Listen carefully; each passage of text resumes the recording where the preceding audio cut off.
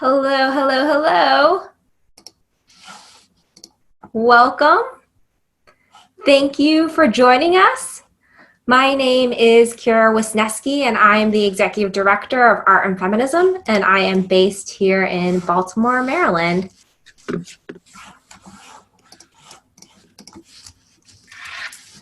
We really appreciate you taking the time to be here. We know we're all going through a lot right now. When we had our run through yesterday, we were talking about how collectively everyone is going through a lot of trauma right now. We want to recognize that and give appreciation for you spending time with us right now. There's a tweet that went viral a few weeks ago, and I think it's worth bringing up now. You are not working from home. You are at home during a crisis trying to work. So anything you're feeling is the right feeling, and you're doing pretty great, really, as per the Sweet Feminist. So that being said, I'll introduce my wonderful co-presenters in just a moment, but to start, let's just go over some Zoom basics together. First, if you haven't already, let's rename ourselves with name and pronouns. So here's a GIF on how to do that. So you'll click participants and you'll see the names of everyone here. Hover over your name, select rename, then you'll go ahead and type it in. And then there you go.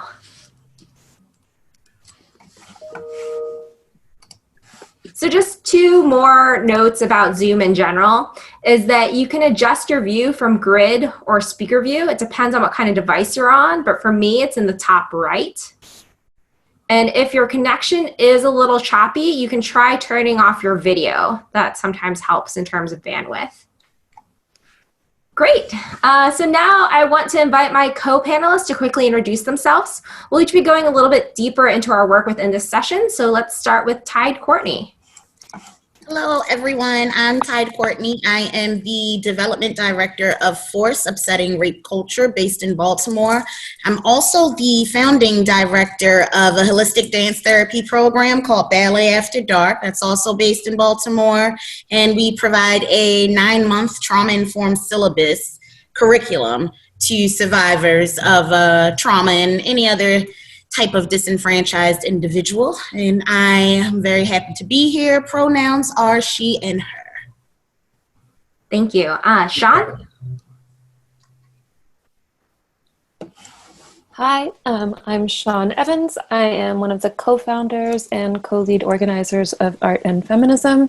I'm also a librarian at Maryland Institute College of Art, based as well in Baltimore, Maryland, and I'm super thrilled to be here today. Thank you. And Shawna? Hi, everyone. Yeah, Baltimore represent.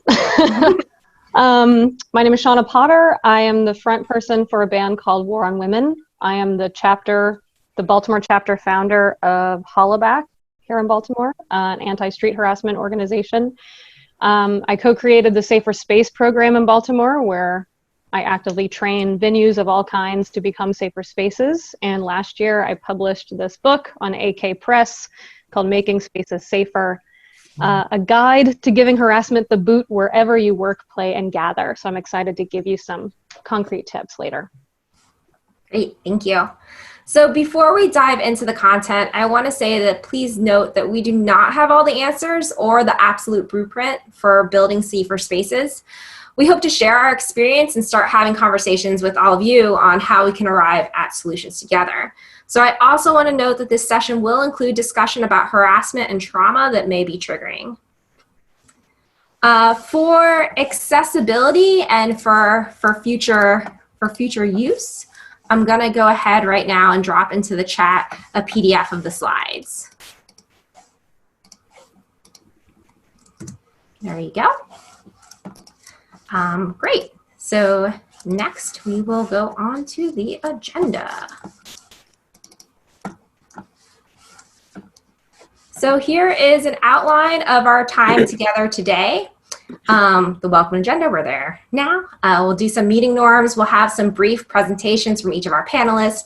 And then we're going to have some breakout group time. So really some time for small discussion groups to hopefully we can all connect on a really kind of human level. It's hard to do when there's over 100 of us on a Zoom call, so hopefully these smaller groups will help facilitate some of that discussion. We'll also have time for us all back together again to do some question and answer and discussion. So here are some meeting norms that we've put together. Try your best not to multitask. Please mute when not speaking. Please hold questions until the end or use the chat. All questions are valid questions. And we all have agreed to uphold the Common Field Community Care Agreement. So I will drop that in the chat as well too, just for point of reference. Are there any other meeting norms that you would like to add to help make you be your most present self in this session? You can feel free to add to the chat or unmute yourself.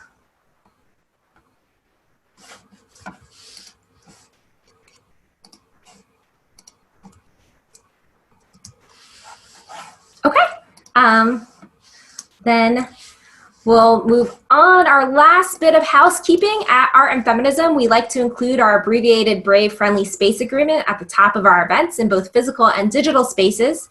It echoes a lot of what the Common Field Creative, a sentiments of the Common Field Community Care Agreement. So the goal of this session is to create an encouraging space for collective learning. This requires intentional behavior wherein participants are conscious of and accountable for the effects of their statements and actions on others. We respect our experiences and the experience of others and recognize that we can't do this work without one another. We agree to hold each other accountable to foster a brave, friendly space. And yes, you'll hear more on that soon. But for now, I'm happy to welcome Tyde-Courtney Edwards to discuss her work with FORCE upsetting rape culture.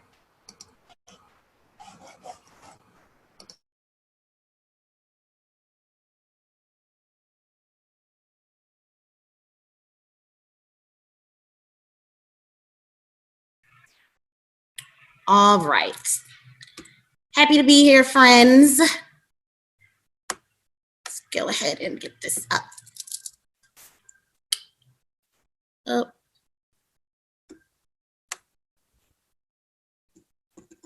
Knocked me out of my queue. All right, so again, I am Tyde-Courtney with FORCE Upsetting Rape Culture, Development Director. Just to give you brief background about FORCE, founded in 2010 by and for survivors. We are an art and organizing collective that creates actions to disrupt rape culture. Nationally known for producing large-scale public art and engaging survivors in community organizing, FORCE believes that a more difficult and honest conversation needs to happen in America in order to face the realities of sexual and intimate partner violence and build a culture of consent. This information here is all of our social media information and our websites for those of you who may want to look us up afterwards. Okay, FORCE is comprised of several selfless volunteers and members. Not only do we have our operations board, but we also have our leadership team and volunteers that also contribute to the FORCE mission. Let's see. Founded by Hannah Brancato and Rebecca Nagel, the collective is currently led by myself, Maura Fernandez, Shanti Flagg, and Maya Owen. FORCE honors art and expression as invaluable communication tools that make a better world and value survivor stories in all their vast diversity as holding the answers. FORCE's mission is to create a culture of consent, better support survivors, and work towards an end to sexual and intimate partner violence. As I said before, I'm the founding director of a holistic dance therapy program called Ballet After Dark. Our direct service programs, Ballet After Dark and Youth Voices for Consent, contribute to our mission by empowering trauma survivors and young people to prevent sexual and intimate partner violence in their communities. Ballet After Dark is a trauma-informed holistic dance therapy curriculum that allows survivors to refocus trauma into triumph using ballet fundamentals, athletic conditioning, and empowering mantras. And it does culminate in a showcase performance that highlights technique survivors learn throughout the curriculum. Youth Voices for Consent is our other program. Entering in second season, YVC is a paid youth-led program organized by Force Upsetting Rape Culture for young people in Baltimore City to discuss issues of power and consent while creating innovative consent culture campaigns through art and performance. Youth residents collaborate with other young people to create visual and/or performance art about consent and healthy relationships. At the end of the residency, youth co-organize a Baltimore Youth Summit to engage other young people. All right, so we are nationally known for the Monument Quilt. This photo here showcases some of the quilt squares that were created for the culminating display, and this is actually in Baltimore City where we're based. It's our largest project to date. The Monument Quilt was launched in 2013.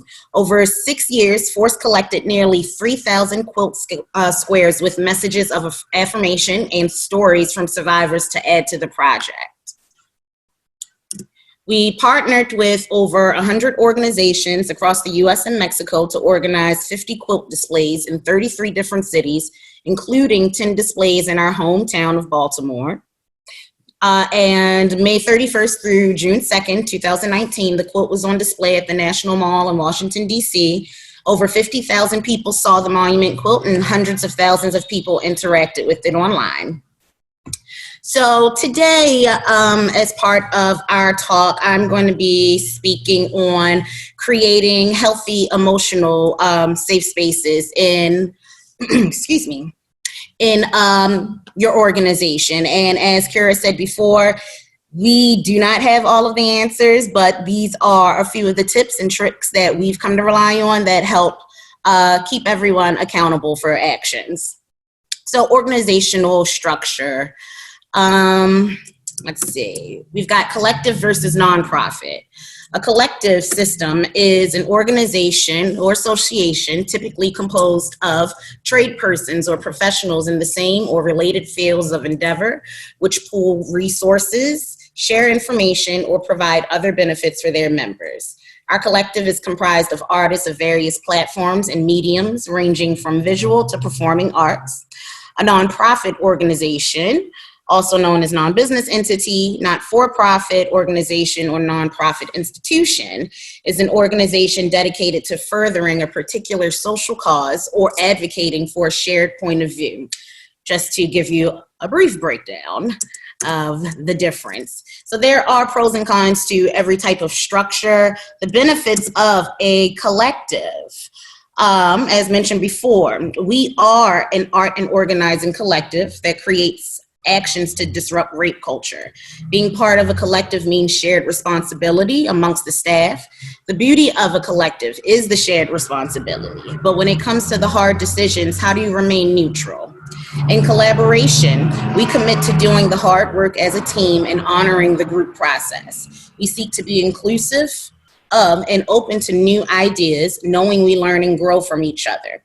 We always ask permission before offering touch, healing, or prayer. We honor everyone's capacity. With that being said, accountability is a huge part of this. So in a collective staff, excuse me, in a collective, staff members are trusted, experienced organizers and activists. Staff have the latitude to make day-to-day operational decisions within their area of work that best reflects the operational values of the organization. This can include outreaching to potential partners, organizing events within their purview of work, and etc.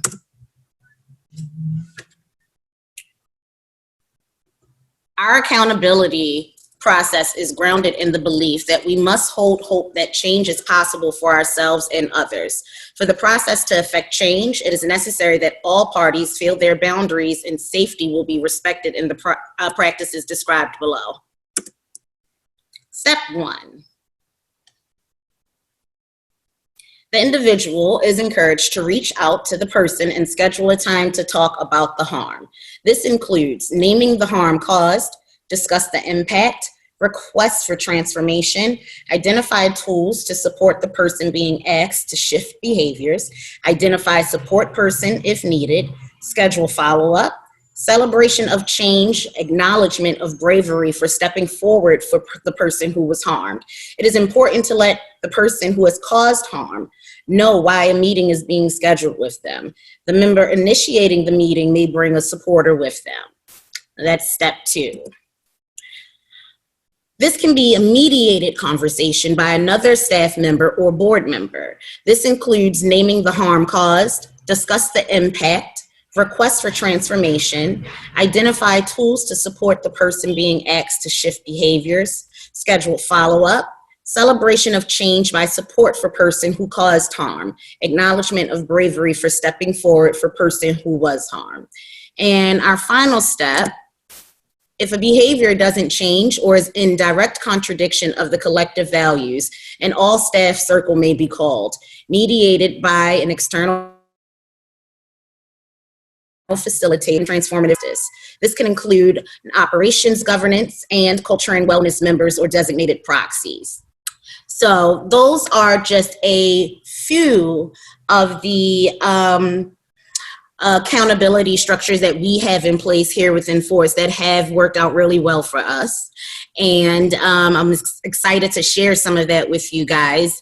I'm going to go ahead and introduce my co-presenters, Kara and Sean from Art and Feminism.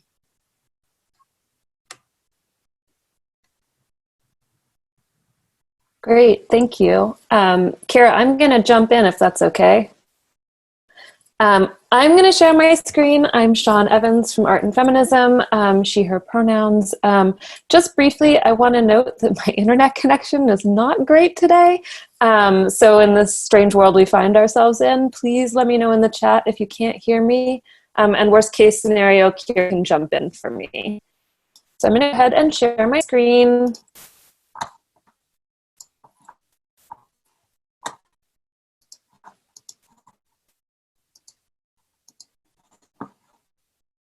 All right. Okay, hopefully everyone can see my screen. Again, let me know if you can't.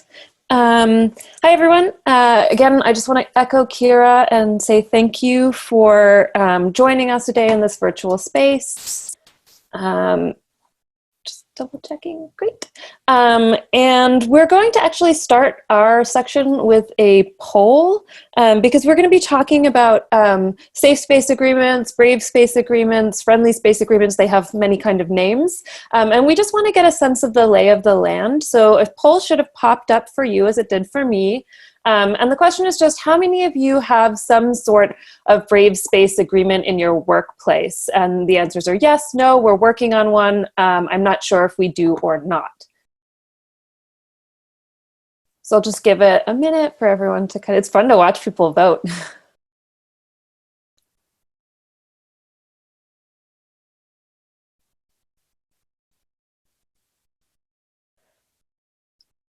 All right. This is super interesting. I'm going to let Kira decide whenever she wants to end the poll.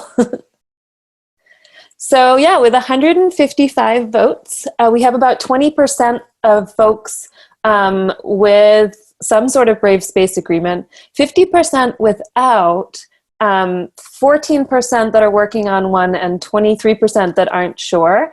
I think that's a really interesting kind of set of results, and I'm really excited for everyone to explore that a little bit more in the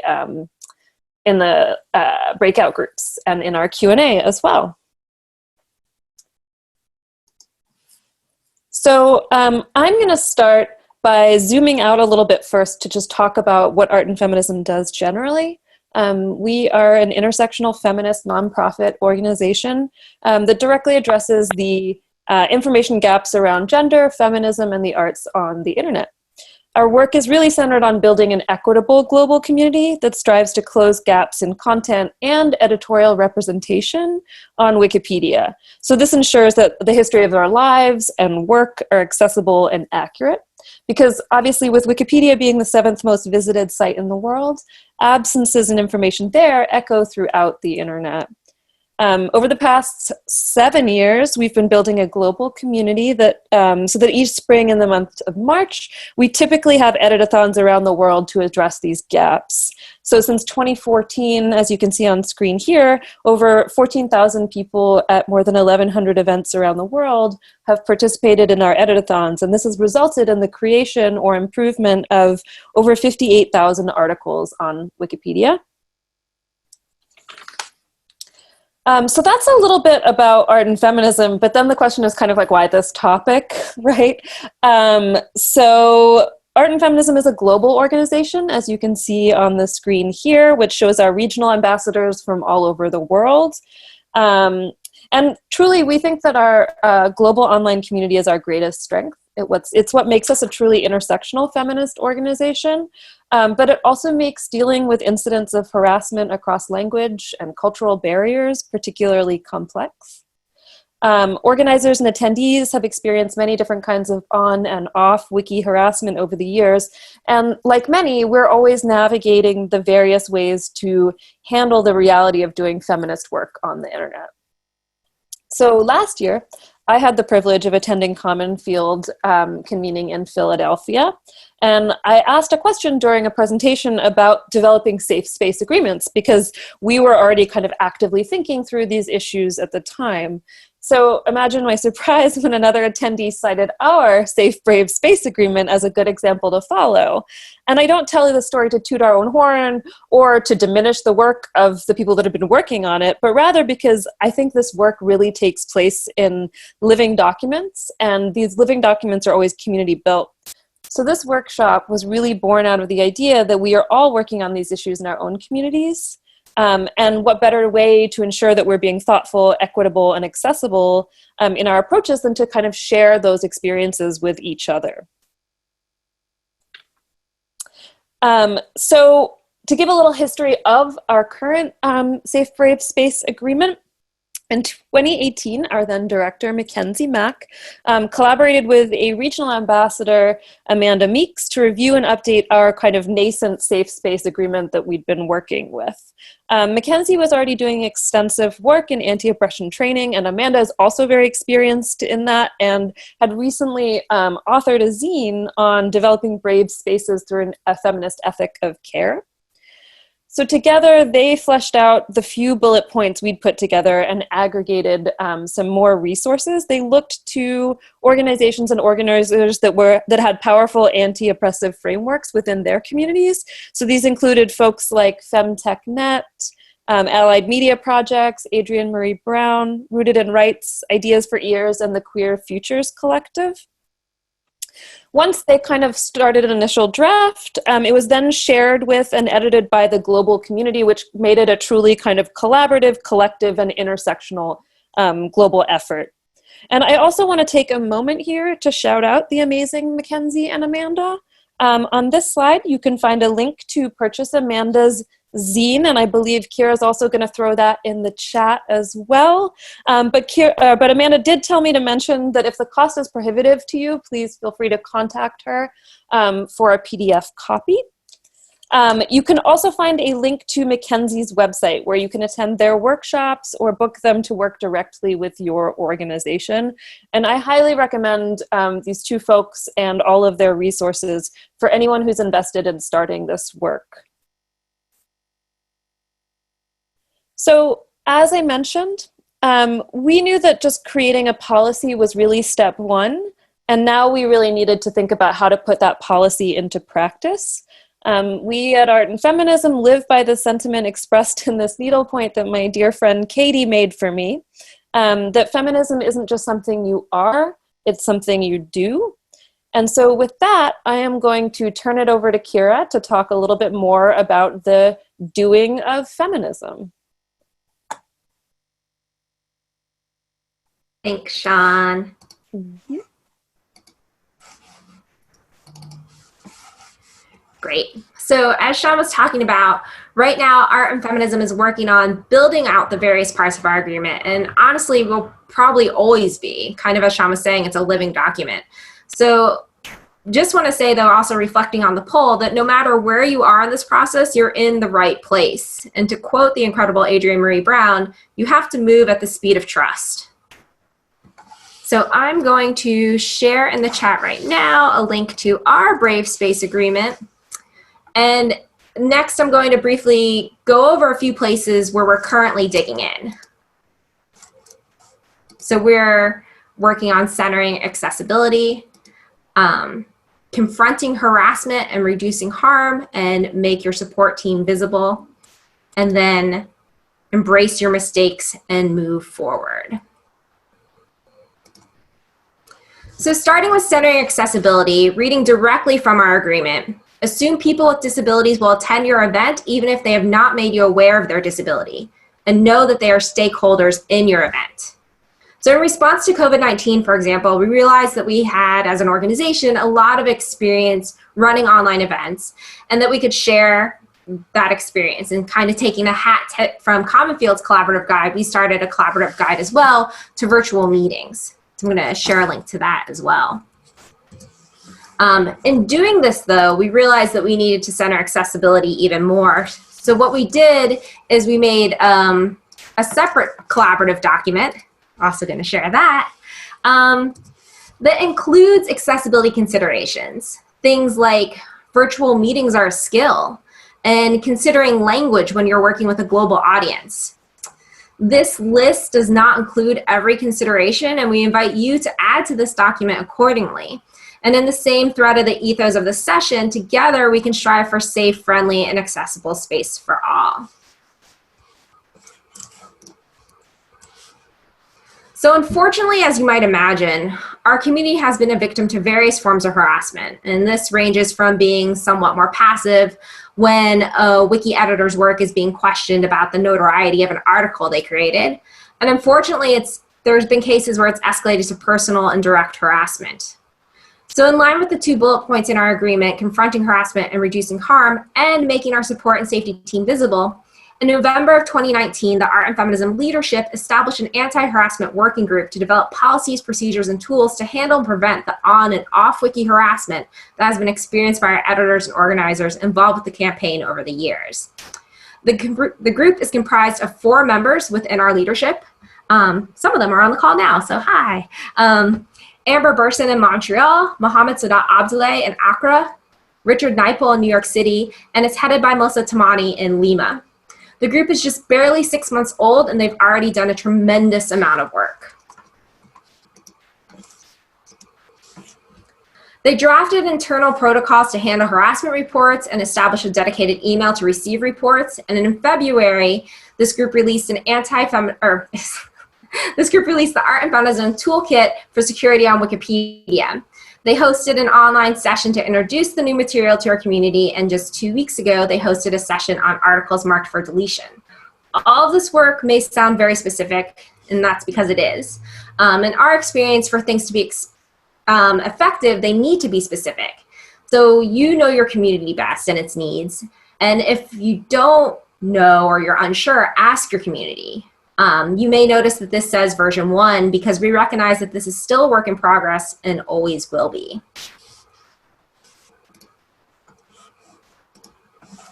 Which brings us to the last part that we'll talk about today, which is embrace your mistakes, then move forward.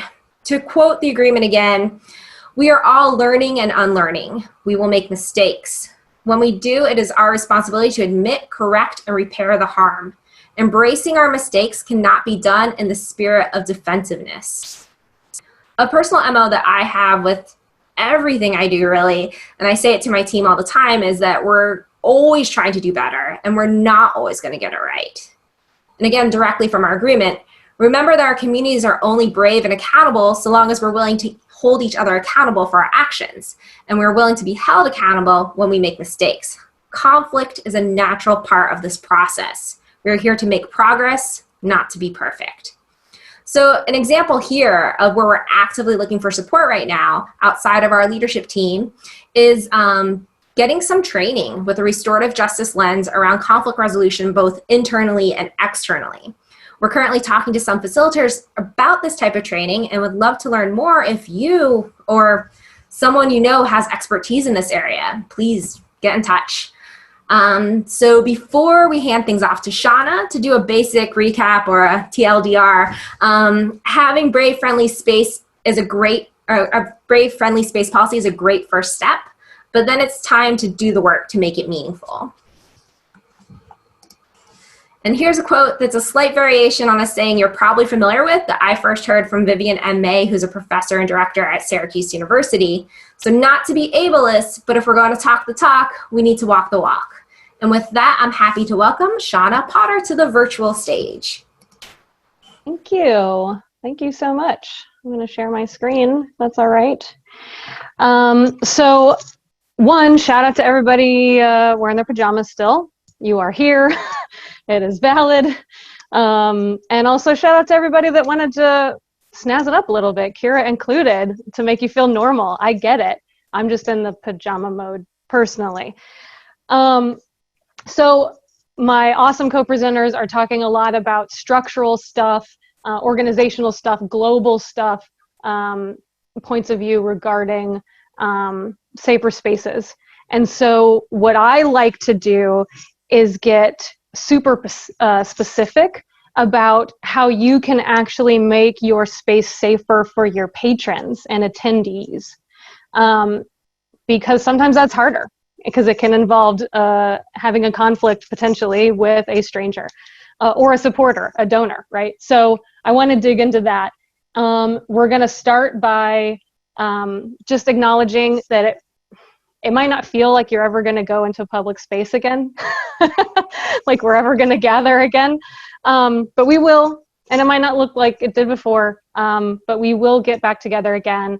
And I really feel like people will kind of maybe even go buck wild at first because they're so excited to be out of their house. And so it's so good that you're all here right now doing this work, beefing up your skills, or vegan beefing up your skills in the meantime, so that when we all get back out there, we're ready to go. Because our unpreparedness is not an excuse to let someone feel uncomfortable, be harassed, and leave our space when we could have done something to make them feel better and keep them. So let's first talk about some things you can do proactively. We've talked about having policies, internal and public, conflict resolution. Yes, do all of those things. We want signs everywhere. You have to make it clear that you're a safer space, or what behavior is cool and not cool, and who to go to if someone actually has a complaint. Make things idiot-proof, right? You also want to remove any bias when it comes to hiring staff. If the community that you're hoping to show up isn't represented, and the people that work there, there's a lot of people that aren't going to feel comfortable being patrons, continuing to show up. So make sure that your community is reflected and who you have around to help deal with these situations. And accessibility, like we've talked about. Anticipating people's needs shows that you know they exist and that you want them to show up.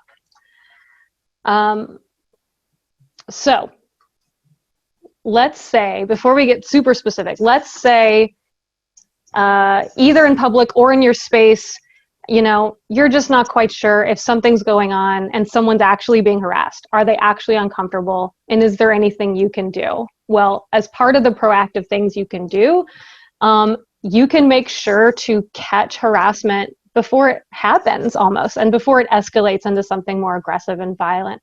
And you do that by just observing. That's the most important thing. Observing what's going on around you, owning the fact that you have some responsibility for your space, and therefore you need to make sure everyone is having a good time. So if you're not sure what this conversation is, if someone is actually uncomfortable, or maybe they're a couple and they're play fighting, whatever, just hold tight and observe and listen and see what you can figure out. You can also interrupt folks, make small talk, let them know you're glad they're there, thank them for showing up, tell them you'll be right over here behind the bar if they need anything else, to let them know that someone is watching, potentially, so bad behavior will not be let go. And this way you're still being polite and you're not targeting anyone, you're not profiling anyone, You're just letting people know that you're there, and if they need anything, who to go to, and that you're watching if they do something not cool. You can also separate people if you're really not sure. And so this works. My best example is at working at a bar or a club or something where you can say, hey, your card that I have behind the bar, it's not going through. Can you come over here to the card reader? Make sure it's the right one, something like that. And you just pull two people away so that if someone is being targeted, if they do feel uncomfortable, they have a chance to either tell you if that's who you pulled away, or they have a chance to get away if you pulled the person making them uncomfortable, right? But it's just a huge thing to check in with people, follow up with people, make sure they're doing okay, let people know you're there, to just sort of own the space and acknowledge that, yeah, you have a responsibility to the people in your space when you're in charge of it.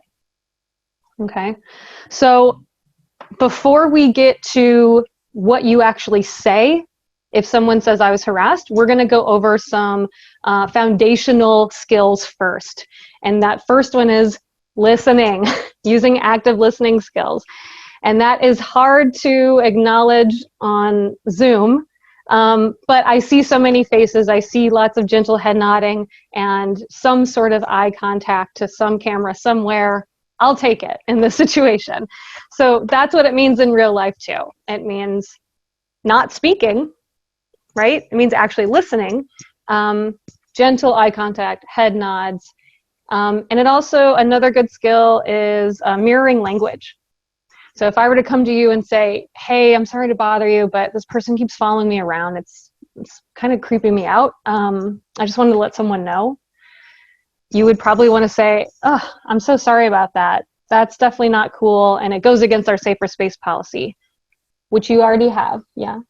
And then that would make me uncomfortable too. That would creep me out too. I'm sorry. So just saying like the same word that I use, short and sweet, lets people know that you're listening.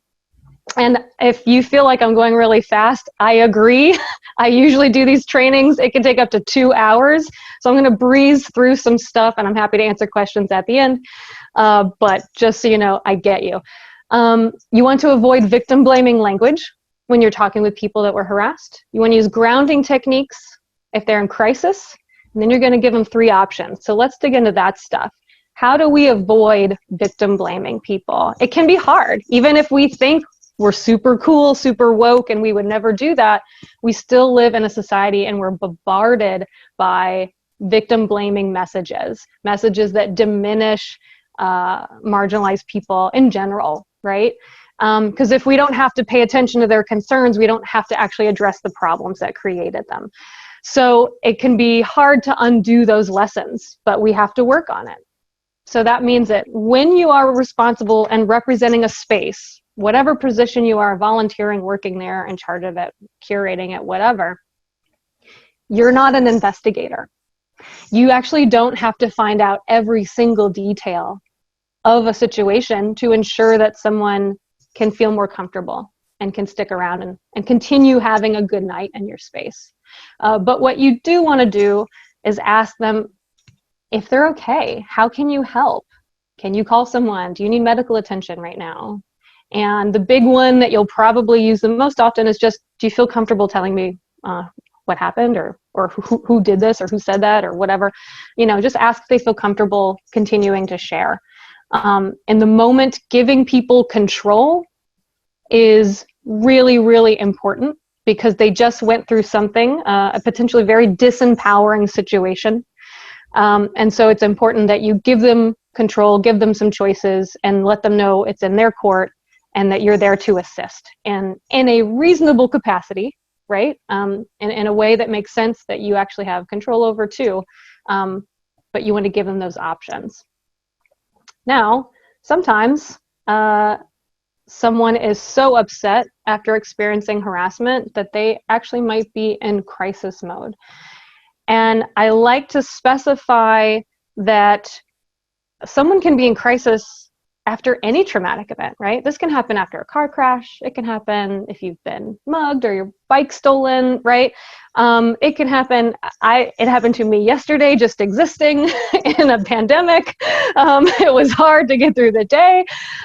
So these things happen. We get upset. And the really interesting thing about our brains, which is also like maddening, you silly brain, why do you do this? Is the effects and trauma associated with harassment and hate violence, they're cumulative, right? They add up. So a seemingly small harassment interaction that I might have might to an onlooker seem like not a big deal, but it might have been the 5th time I was harassed that day. Or it might remind me of a previous event in my past where I was very afraid for my physical safety, right? And if trauma looks anything like a previous trauma in your life, your body's reaction to it will be the same. It doesn't matter if it's small or big or whatever. So these effects are cumulative, which means that you need to calm someone down sometimes if they're really upset after a traumatic event. And you do that by using grounding techniques. And we need to ground someone because the idea is that instead of being in the present moment with you and telling you, oh, well, this is what happened and this is how I'd like you to help me, they can't. They're back here reliving this traumatic event or previous traumatic event that reminds them of what just happened. And so they can't communicate to you what you can do to help them. So to get them from that place back here, and maybe they're crying, maybe they're really quiet, maybe they're saying words that don't make sense in an order. I kind of just did it myself, actually. They're talking and you can't understand them and you just can't help them. That's when you're going to need to ground them. And you can read all these yourself. The biggest one, easiest one is just to ask someone to take a deep breath with you. Say, okay, I can tell you're upset. I really want to help you. So how about this? Let's take a deep breath and breathe out. Let's do it again. Breathe in and breathe out. I would love to put forth one of those polls so I could ask everyone right now, how many of you took that deep breath with me? I would love to know. I know someone did because the body knows what to do. And that deep breath is going to really help calm someone down so they can talk to you. Yes, thank you for all these comments. That's lovely. So the next thing you can do is you can have people say 5 things they see, 5 things they hear, 5 things they feel, or you can have them repeat a mantra. Say, why don't you tell me your name? Shawna, my name is Shawna. I'm sitting in a chair. I am safe. And just have them repeat that. Whatever it is, the point is you're trying to bring them back to the present moment. And when you do that, you're kind of, okay, guess what? I'm not a scientist, but you're basically bringing someone back to their frontal lobe, and this traumatic feeling back here can't happen at the same time. Their brain has to make a choice. And if they start having to focus on what's in front of them, they're going to be able to calm down enough to actually share with you what you can do to help them. So this is a lot of information. Again, I wrote a whole dang book that's got a lot of this stuff in it. But just know that even if someone is not in full-blown crisis, they still might benefit from having a cup of water, having a second to collect themselves before going into an upsetting story. And you are absolutely welcome to do that. And frankly, sometimes taking the time to walk someone away from the noise, or why don't we go sit over here? Sometimes that's what you need to remember what the hell you are supposed to say next. And that's okay too. That deep breath might be for both of you because these can be really scary moments sometimes. So moving forward, let's say they're in crisis and you grounded them, or they're not in crisis. You can move on to giving a victim 3 options. Now, it's easy for you to remember, it's easy for them to remember, and it's not so overwhelming for a victim. If you just say, well, what do you want me to do? That's too much, and they're already upset enough. By giving them choices, you limit it to something that's within your power and that doesn't overwhelm them in the process. And your 3 options that you're offering are, I can keep an eye on the person, I can go talk to the person, or I can kick them out. What would you like me to do? We're not profiling anyone here. We're not giving them any bad service. The point here is to keep track of patterns and behavior to make sure someone is not repeating bad behavior and making everyone in your space uncomfortable. And it's also to address the bad behavior so that it changes. We're not looking to kick everyone out. We're not looking to punish people. We're not sending people to jail. We're not detectives. It's not about that. We just want that bad behavior to stop so everyone can have a good time. And frankly, if we're put in the position where we have to choose who stays at our events, I choose the people that normally don't have the freest access to leisure time, not the jerks making it difficult for everyone else, right? And that's kind of what you do if you don't have these policies in place. And if you aren't trained to handle complaints of harassment in real time, it means that the people that just wanted a good time but were being harassed leave, and the jerk that was harassing stays. And that's not cool with me. So these conversations can be really tough to have, but overall for all these options, you're staying calm, you're directing people to the poster on your wall that says your safer space policy, because you should have one. And you're saying you got to stop doing the thing. Yep, sorry about it, but I got a complaint, you got to stop doing the thing. That's it.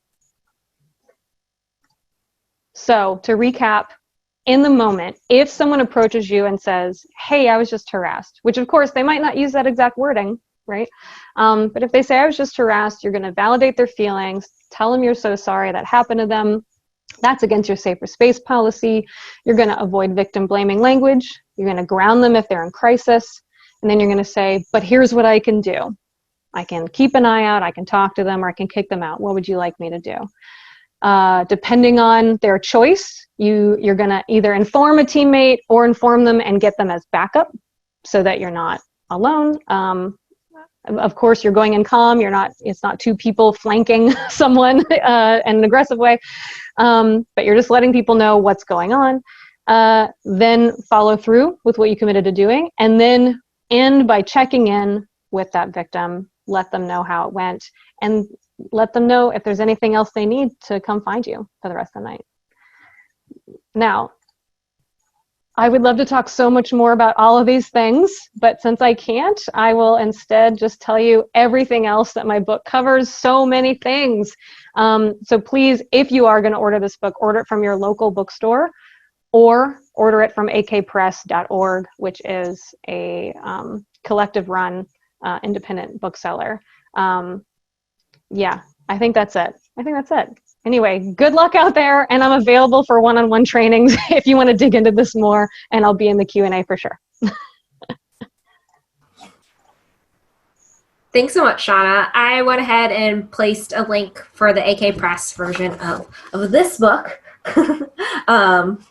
in the chat. All right, so now is the time that we're going to go ahead and we're going to get in some of these small groups. I want to say that the four of us will also be in groups, but we're not there to facilitate. We're there to just be part of a small group discussion with you. We're going to take 15 minutes, and let's just really check in with one another. If all goes correctly, there will be a timer in your upper right corner that lets you know how much time is left. This slide won't be visible when we go into those groups. So here, I'm going to put this in the chat right now. Know that I am also trying to keep track of your questions too in the chat for us to circle back with together at the end. So you're not being ignored, I promise. So some discussion suggestions in your small groups are to start with your name, location, and pronouns. How are you feeling today? And then share your own experiences. Ask some of these questions that you're asking in the chat and just really hopefully connect on a human level. So we're ready, Emily and Zane, to go into our breakout groups. Welcome back, everyone. I think folks are still joining.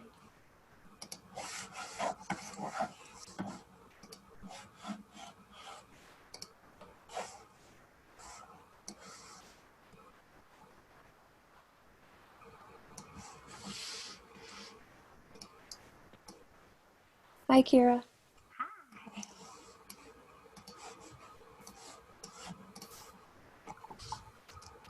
Okay. Just give everybody a second to get back. All right. Hopefully you were able to connect with some other folks who are joining us. Kira, Yes, will you help facilitate questions now? I will. I definitely will. I'd be delighted to. All right. So yes, we are now actually, I don't need to screen share for this. I'm gonna not screen share. So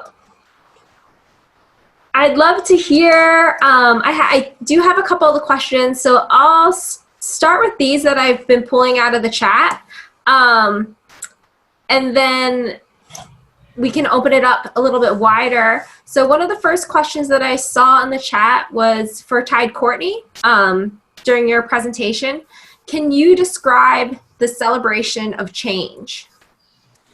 Yes, that can be, well, for instance, within our collective, our celebration always starts with the acknowledgement that we have gone through this accountability process and that we have highlighted whatever our issues were so that, number one, we don't revisit the same issues again, but also it's our way of letting our team know that we were actively listening, we were paying attention, and it's also our way of recognizing how difficult and how intimidating it can be to have to go through that accountability process. It's hard for people to hear things about themselves that, you know, aren't always the best things to hear.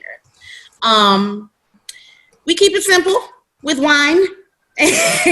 We love that. But also we thank each other. We thank each other. And that is the thing that's most important. That lets everyone know that we, and I'm saying this word again, recognize, and we've paid attention to the fact that you just put yourself out there, whether you were the person that caused harm or whether the harm was caused against you. But thank you really does come down to it. And like Shawna had said earlier, mirror listening, making sure that you repeat some of what the concerns were back to the individual throughout the celebration and letting them know, I'm so proud of you for, you know, addressing this issue. I'm so proud of you for receiving what was said about you with grace, with elegance. I'm proud of you and I thank you for that. Thank you. So this next question is for Shawna. Can you talk about the source for the 5 things technique? One of the amazing things about so much of this work is that it has been done. It has been proven. It has been around, and it comes from marginalized communities. It comes from the gay and women's liberation movement in the 70s. It comes from Black scholars and activists. And so there's a lot in this book that I didn't necessarily have to invent, right? I just wanted to put it all together in a way that is comprehensive and makes sense kind of from start to finish when it comes to making a space safer, a step-by-step guide, right? So the 5 things is just something that's out there in the world. I don't know where it comes from. I really don't. It's just one of the many grounding techniques I've heard of that I've mostly heard through my experience with sexual assault response teams and trained people. But yeah, grounding techniques are out there. Active listening skills are out there. The 5 Ds of bystander intervention are out there.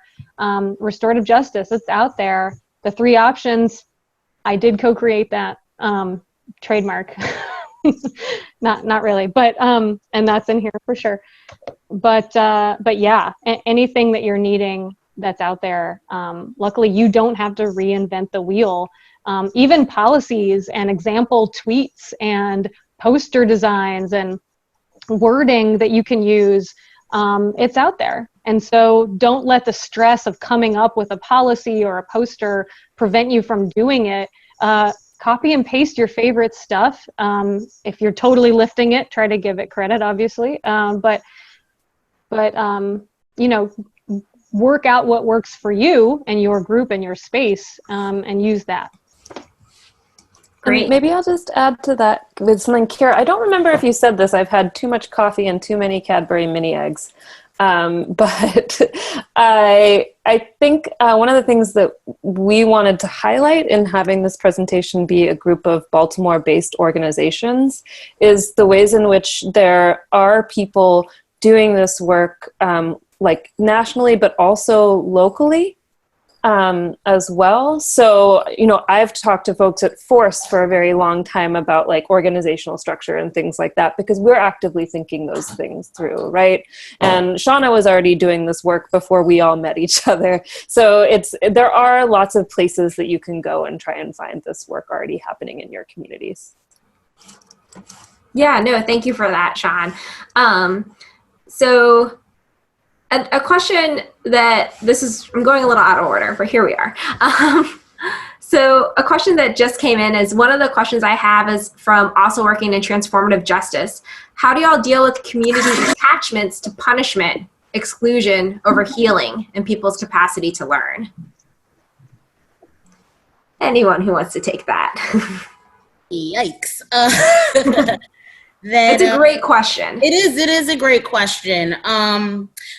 I think one of the things you have to remember is that everyone's approach is going to be different. And just because you've developed a set of procedures that help you curate and facilitate, it does not mean that everyone's going to agree with them and that they're going to agree with your facilitation style. So I'm speaking about this in the breakout chat earlier about reminding yourself to center yourself so that you can maintain a specific type of disposition, a specific type of energy, so that you're not affected by energy that does not necessarily mesh with yours in the moment. But I do think that it comes back to personal grounding and just reminding yourself what you're there for. I totally agree with that. Yeah, go ahead. Because I will, I train venues to be safer spaces, and sometimes people say, well, a bad thing happened at that venue once 5 years ago. How can you train them to be a safer space? And I think, well, one, don't they need it more? Like, don't you want me to do that? Don't you want me to train them? Two, you have to, and so to not take it personally, I have to remind myself, well, what's my goal? My goal is to correct bad behavior, to move everybody from this side to this side. And we don't do that by sending everyone off to a jail or an island, figuratively. That's not how it's done. People actually have to change their behavior, and they're only going to do that with a little bit of love and empathy. And that can be really hard, but that's the role I'm willing to take so that victims don't have to do it themselves. That's what the community should be doing and encouraging. Victims should do whatever the hell they want, right? The direct victims, but everyone else in the community needs to step up and make sure that bad behavior changes and improves, and people are held accountable so that we can live in a freer, less violent world. I want to shout out specifically also to the chat. We have two people who have suggested wonderfully Mia Mingus as a great resource around kind of her approach and like her trainings as well. So definitely check that out. And I also want to encourage other people to participate in the chat in that way too, because you probably read the description of the session when you signed up for it, but we're hoping to come to these solutions together. So if you missed it, or to recap what I said in the beginning, is that the four of us don't have all the answers. We definitely have our own hot takes and our own experience, but you know just as much. And the thing that I want to add to this response as well is just a quote I said earlier from Adrienne Marie Brown, is just, you have to move at the speed of trust. And so having the people that you're working with, if that's their point of view, the first part is gaining their trust about, and they're working with you for a reason.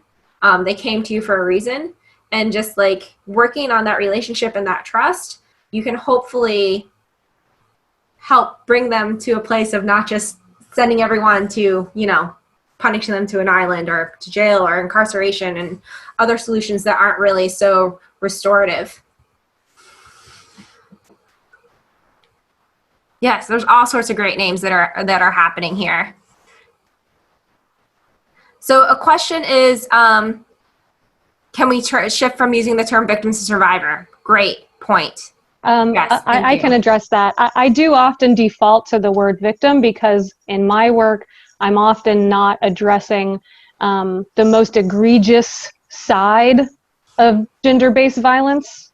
I'm talking about everything on the spectrum of identity-based violence, small to big. And so for me, victim, it's just kind of a term used for someone that had something happen to them, right? And so being able to self-identify in whatever way that you're most comfortable regarding your experience, that is a valid personal journey and preference that I'm happy to respect. I just come from it as I want to encapsulate as many experiences as possible. I often go back and forth between victim and target, kind of depending on how I'm talking about specific situations. So I do apologize if that threw anybody off, but there's no shame in something having happened to you that wasn't your fault, and I believe that. But everyone gets to define that for themselves in any way that they feel more comfortable with. That's totally valid. Yeah. I think, well, here within Force, we've grown used to saying victim survivor, because what that does is it allows for you to have choice. I have found in personal situations that people change the terms based on what their trajectory of healing is. They may have felt like a victim in the beginning, but then when they started to go throughout their journey, then they've transitioned into survivor. So I'm trying to get into the habit to say victim survivor more now, because it gives them power and it lets them make a decision. And that's where, all of this starts with in the beginning, is when we are working with trauma, victim survivors, disenfranchised individuals, is that we have to remember that power was taken from them, and we are here to help restore that. Yeah, absolutely. So there are some questions in the chat that are around how does this kind of work transfer to online spaces that we're finding ourselves in now? Sean, do you want to start? We talked about this in our breakout group, and I would encourage anyone in our breakout group to speak up, and especially Amber, who was one of the co-authors of our anti-harassment working group.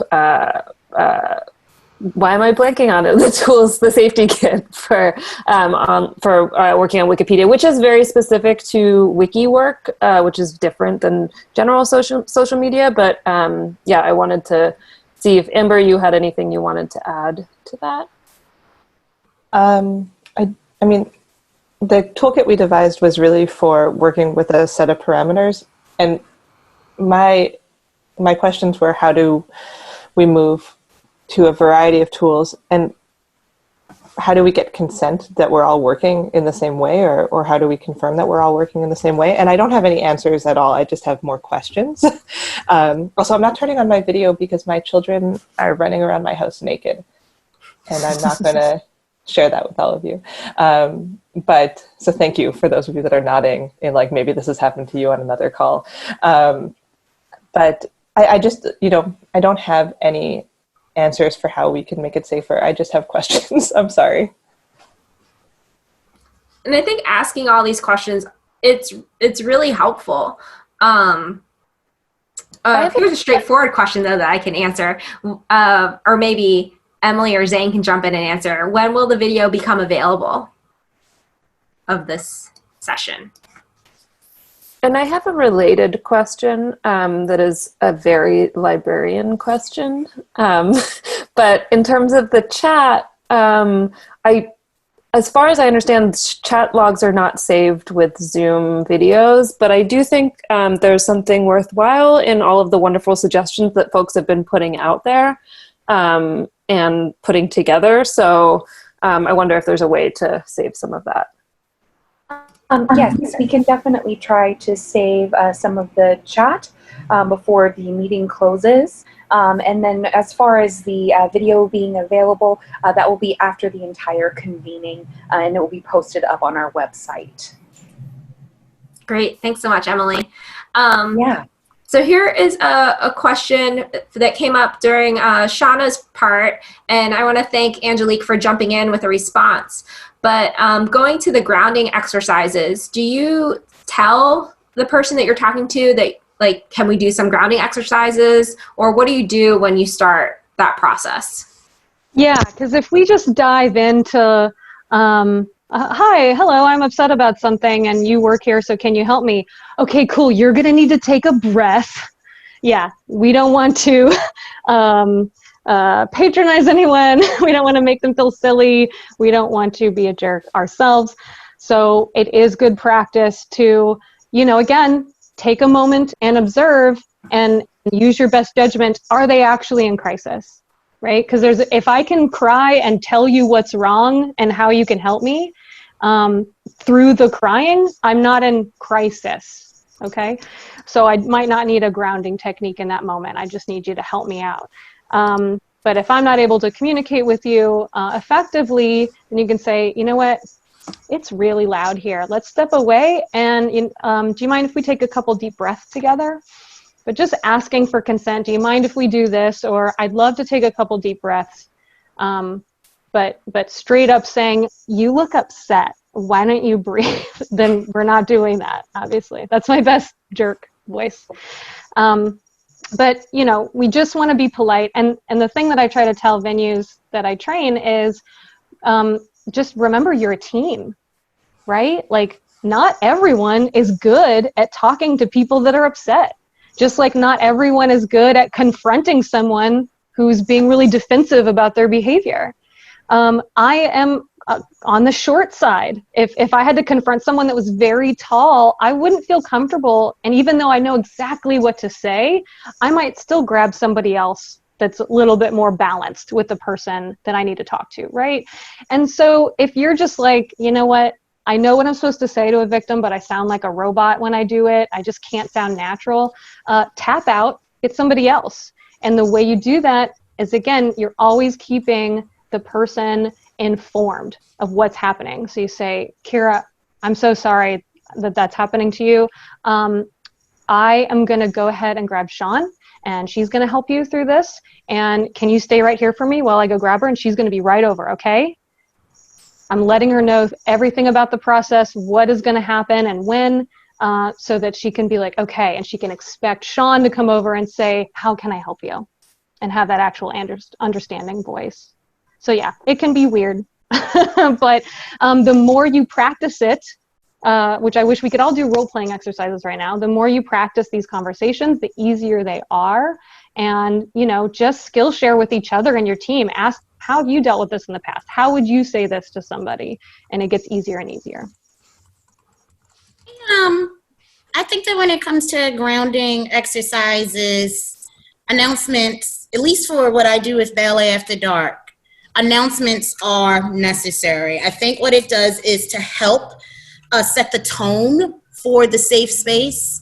I shared in the breakout session earlier that I always begin every workshop with announcing entrances, exits, where bathrooms are, where water fountains may be, and what our designated safe space may be if you are feeling triggered. And if, in the moment, if we are doing some type of movement that may trigger you. If we're gotten to the sharing portion of our conversation and that's triggering, you have the option to remove yourself and to seek comfort in the designated safe space within the designated safe space.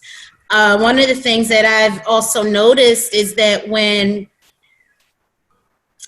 sometimes when people are uncomfortable, they want to deal with their discomfort by themselves. It's a part of their process. So making sure that you just announce to them, like, hey, this is one of the exercises that we do just to begin. We just want to make sure that everyone understands what the breathing exercises are. And if you're feeling triggered in any type of way, you've got this option, this option, this option, this option. Or if you decide that you just want to bow out, try again next time, that's a great option too.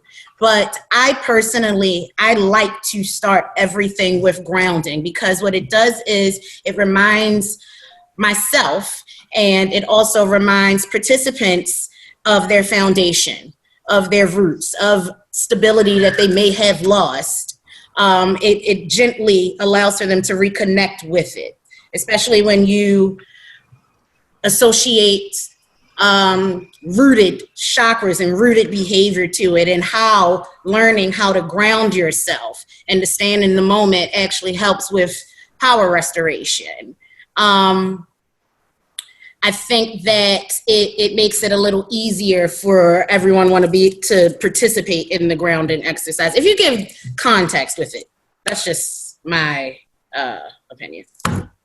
No, thank you for that. So we have time, I think, for this last question.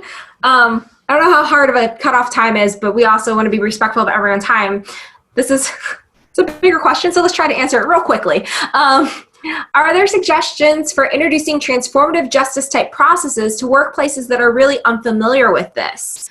Places where the only response from leadership can envision is reporting to cops and using the justice system.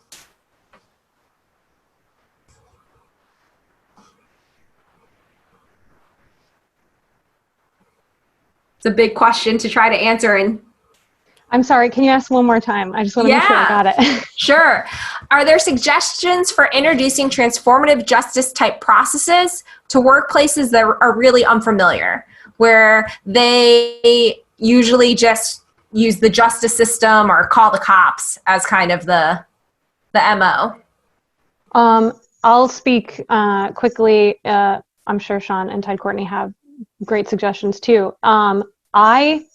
My philosophy is to make things as easy as possible on people, otherwise they're not going to do it, right? Change is so hard that you have to make it something that doesn't seem like any effort at all.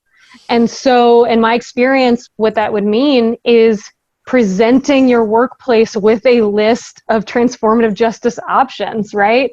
It's more work for you, but it means something will actually get done. So you're either banding together with your coworkers to demand, hey, get a policy in place, or if you have an interest in this stuff and you want a certain kind of policy, say, hey, you ever think about this? Here's a really easy policy that we could just do right now because it's already written out. Isn't that great? And it can really just help to move the process along and at least get them thinking. And I also think that you can do a lot of the safer space work without the support of the higher ups wherever you are, even though it'd be great if they were on board and like fully supportive. If they're not, it shouldn't prevent you from using the three options, right? It shouldn't prevent you from doing your best to promote the kind of behavior that you want to see from people and the tactics you want to see. Like, you can become the safer space expert in your space in lieu of it coming from the top down. Because then when things really start to happen, everyone's going to come to you and it'll get done. So that's putting a lot on you. And I don't really mean to do that to everybody, not during a pandemic, but sometimes it's helpful to know, like, you've got some control and you can just start compiling your favorite policies to present them to people. So we are at time, and I do want to be respectful of everyone's time. I'm going to put up a slide right now that has a way to just stay in touch with us. We really want to thank you for joining us today.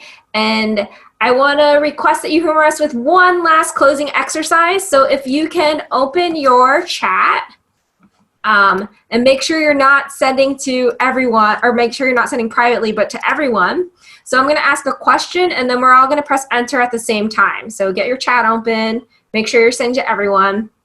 All right, so the question is, and don't press enter yet, is in one word, how are you feeling right now? And then, ready? All right, let's all press enter. Yay! All right, so thank you again for joining us. Thank you to my co-presenters. Thank you to Courtney, Maud, Emily, and Zane, and everyone at Common Field. We'll put back on some music and leave the chat open for just a few more moments. I know there's other sessions and we ran just slightly over time, but please stay in touch with us.